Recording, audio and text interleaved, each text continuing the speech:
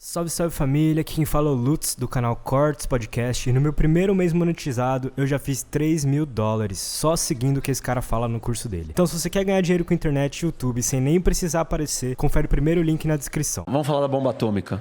Vamos falar da bomba atômica. Então, deixa eu te perguntar uma paradinha antes da bomba atômica, bem rápida. Vai. Ia ser um pouco de futurologia, na verdade. O que acontece? O que você acha que acontece? Assim, a Rússia tomou um passo que não dá pra voltar atrás agora. Tem duas possibilidades. Ou ele ganha ou ele perde a guerra, né? Vamos lá, em futurologia aqui. O que acontece se ele ganha? E o que acontece se ele perde? E o que quer dizer ganhar? Ganhar quer dizer, imagina... Calma, deixa ele falar, porque talvez ele vai falar uma coisa diferente do que você tá imaginando. Essa parte da pergunta, ela é importante, porém problemática. Porque a gente não Preocupar sabe... não necessariamente é ganhar. Ó, assim, o Clausewitz tem uma frase muito importante e famosa pra gente entender a guerra. A guerra é a continuação da política por outros meios. Talvez a frase mais importante sobre o assunto da história. E o que significa essa frase? Vamos destrinchar ela. O que é política? Você acredita numa tese ou numa visão de mundo. Eu acredito em outra. Você acredita em outra. A gente estava aqui até agora discutindo sobre confiança, família, capital social, e cada um numa. A gente está discutindo, está argumentando. A discussão começa a ficar calorosa, começa a esquentar. Você me joga esse copo, eu viro essa mesa, a gente começa a se matar. Ah, tu não vira essa mesa. Mas beleza, vai lá, continua. Que eu sou o The Rock junto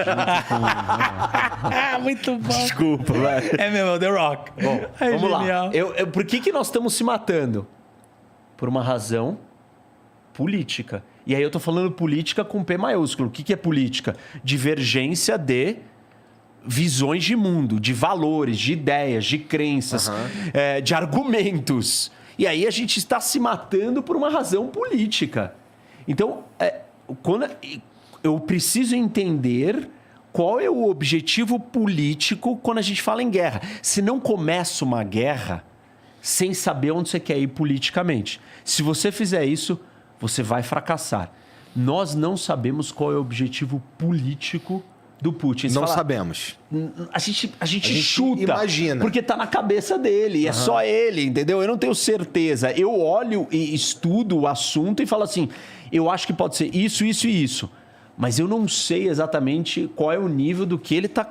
Sobretudo o peso de cada uma pirando, do que ele tá pensando. Eu não consigo entrar na cabeça dele. Quem que define sempre o objetivo político? O líder político. Por isso que no Ocidente... E em vários países também, nós temos a seguinte regra. Aquele que conduz a guerra tem que estar subjugado à decisão do líder político. Porque senão ele começa a guerrear, ele começa a matar e ele não sabe por quê e para onde ele está indo. Porque ele fica focado no objetivo obsessivo da operação. E a guerra nunca é comandada pela operação, porque ela começou pela nossa divergência política. Então, quem vai determinar o objetivo político é o líder político. E sem objetivo político, a gente não consegue medir se ele alcançou ou não o objetivo dele. Eu não sei qual é. Vou citar alguns aqui que eu acho que pode ser. Primeiro, que era o pior de todos e que ninguém achava que ia acontecer. Conquistar a Ucrânia inteira. Derrubar o presidente, instalar um governo pró-Rússia e ser o dono da Ucrânia. Ele quer colocar o cara que os ucranianos derrubaram, não é? Um cara que a gente não sabe quem é. Talvez esse, talvez outro. Mas ele quer colocar um cara dele. Tá. E ele quer governar a Ucrânia. Ele quer dizer, a Ucrânia é minha. A Ucrânia não existe como nação independente. A Ucrânia não existe como Estado. Eles são os irmãos, são uma extensão da nossa família. Belarus tá um pouco assim. Isso. Já tá meio assim. Meio repetir o modelo. Tem um problema com esse objetivo. Gigante.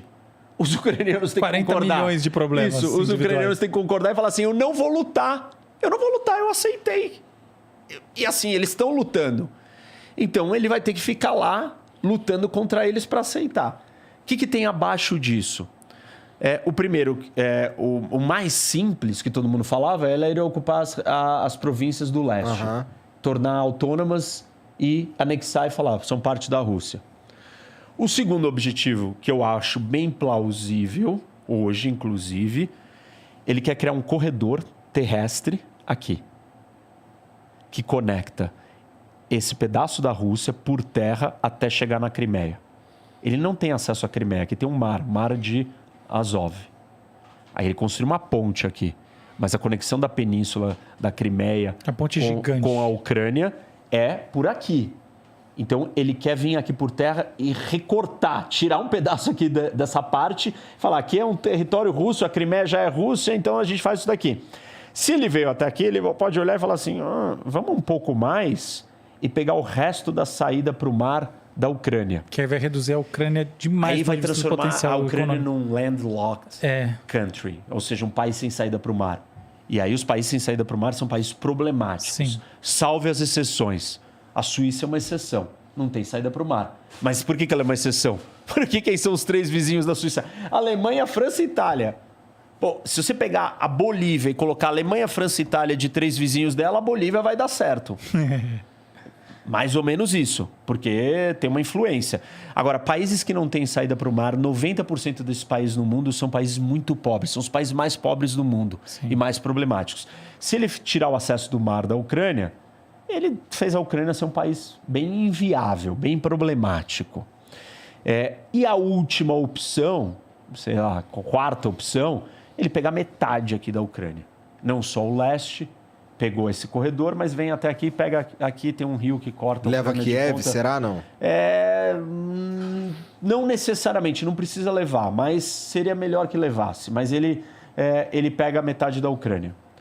Esses seriam objetivos dele e aí ele conquistar. Mas e o objetivo oficial? Ele não faz parte.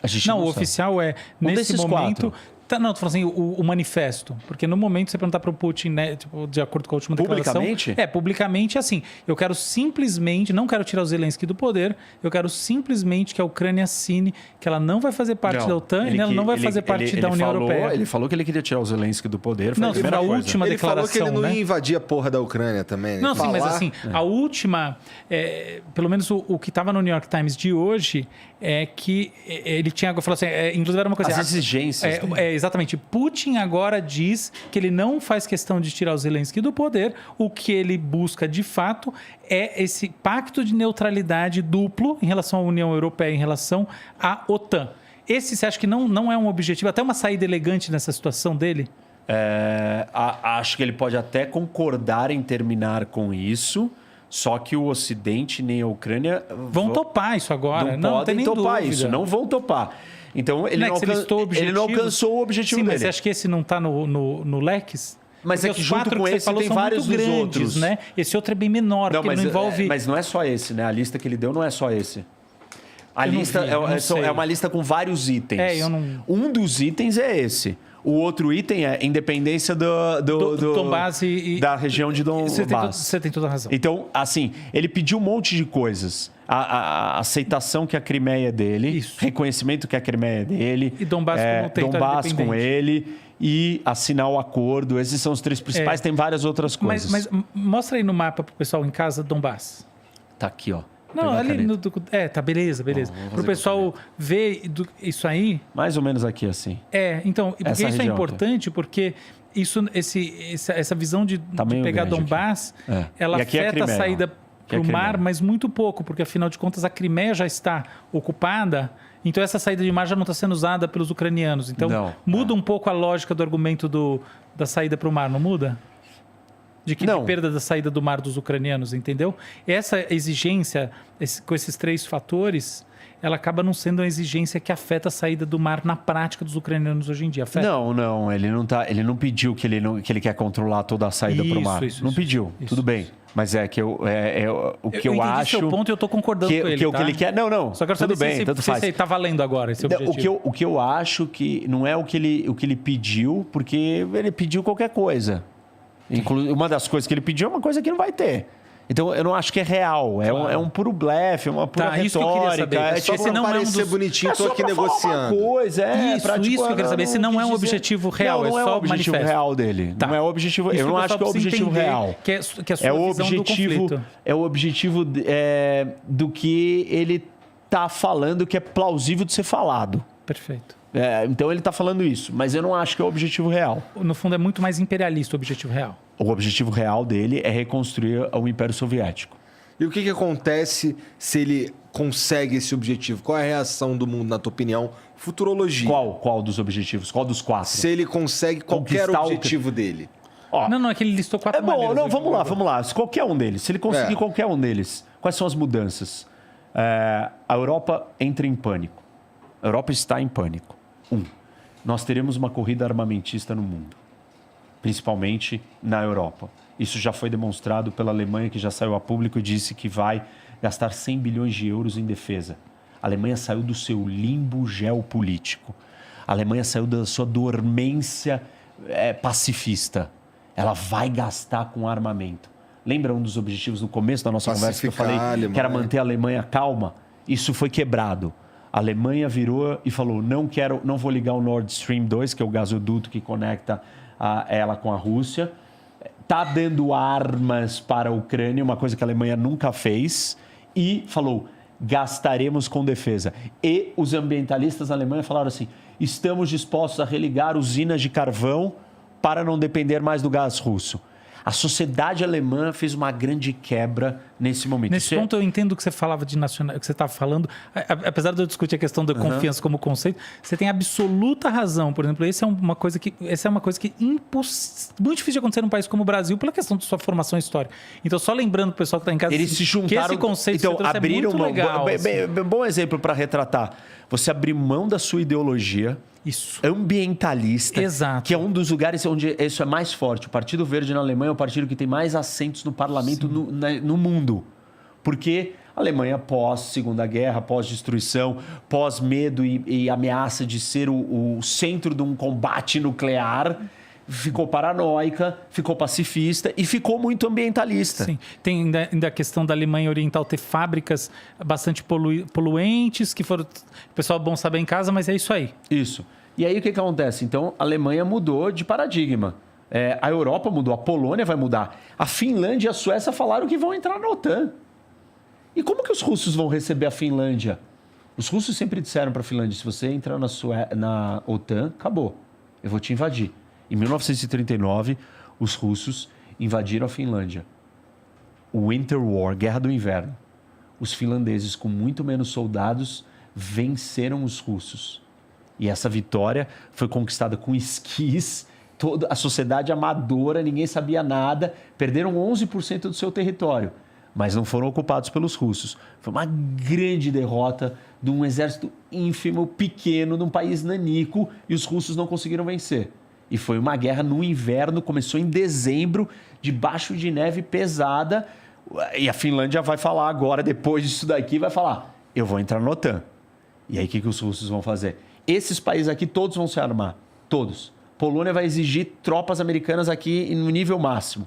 Tudo que o Putin queria, enfraquecer a OTAN, dividir a Europa, mostrar que os Estados Unidos está fraco, mostrar que o mundo ocidental está em decadência, num primeiro momento ele não vai conseguir. Talvez ele não vá conseguir nunca.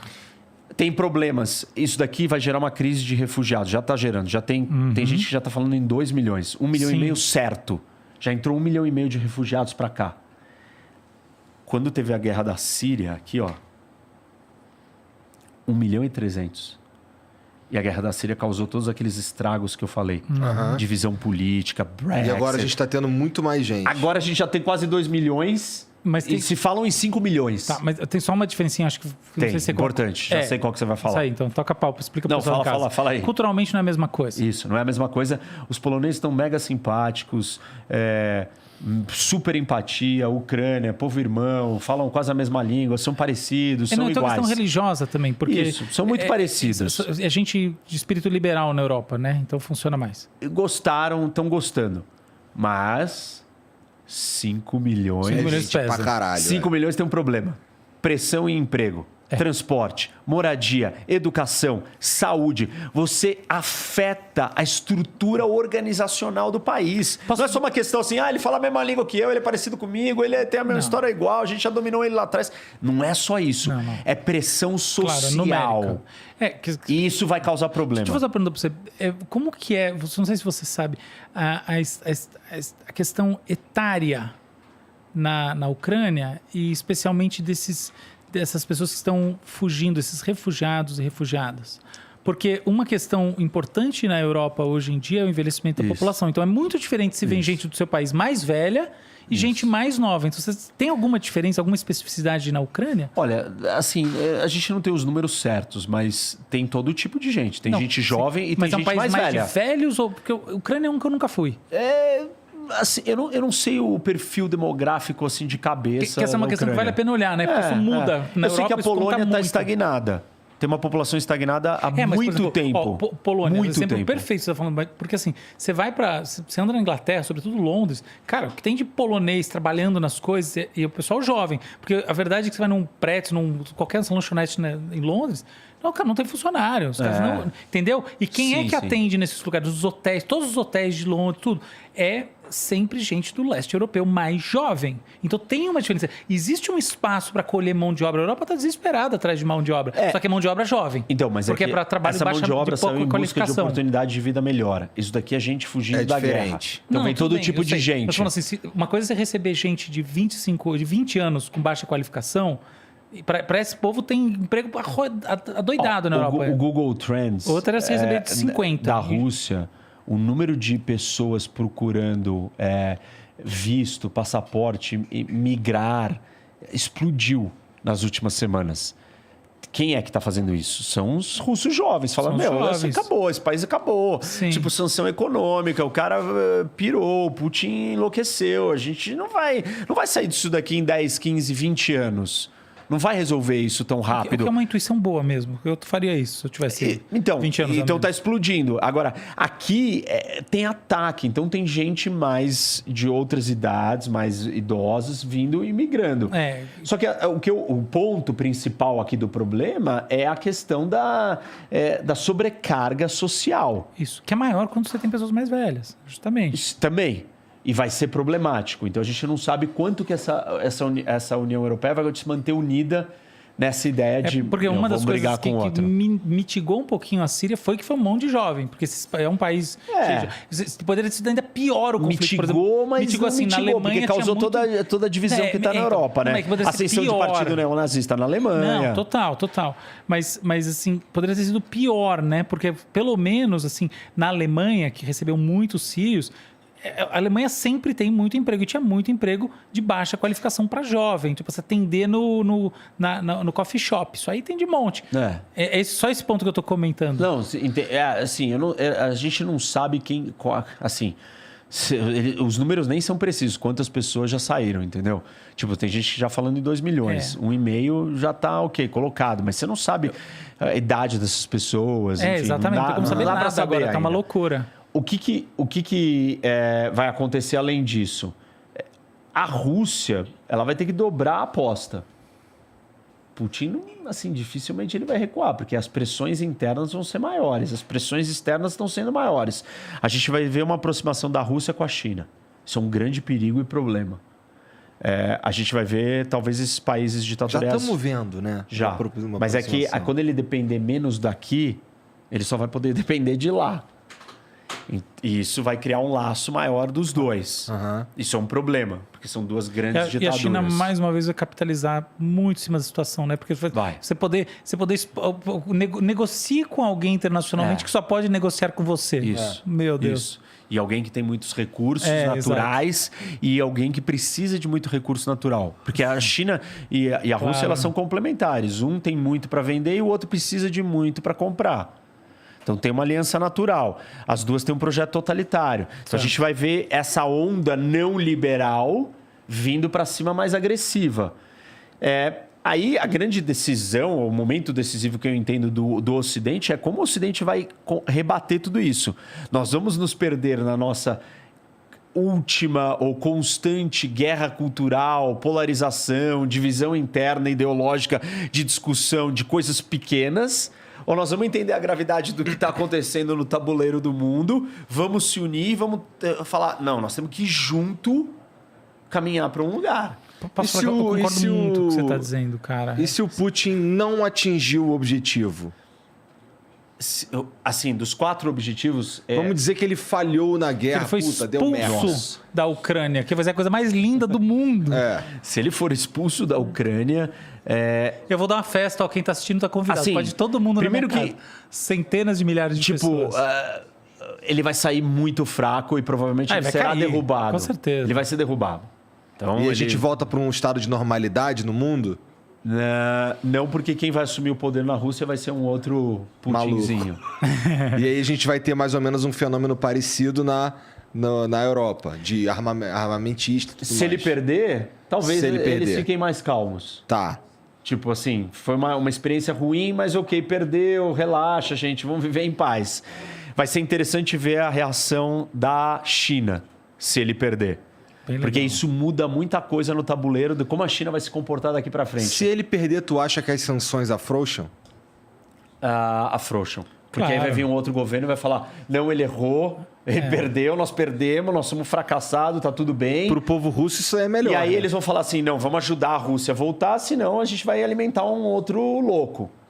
E vai demorar um tempo, vai ter que aceitar, porque tá derrotado. É derrota, você derrotou, você foi derrotado, você tem que aceitar os termos do resto. Mas o resto vai querer falar, tá bom, vamos tirar as sanções. Só que, assim, a situação vai ser bem ruim se tiver chegado ao ponto dele perder.